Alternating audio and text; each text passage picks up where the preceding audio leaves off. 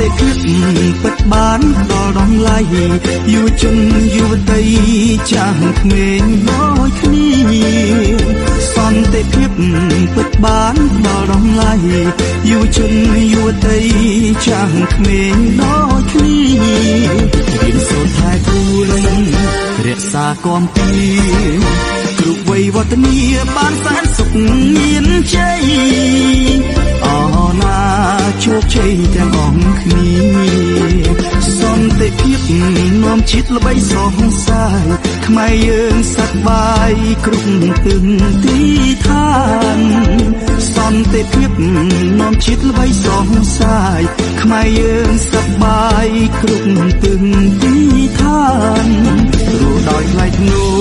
រជីវភាពសមរម្យហើយចិត្តពួនជ្រុំការពាររដ្ឋាអណា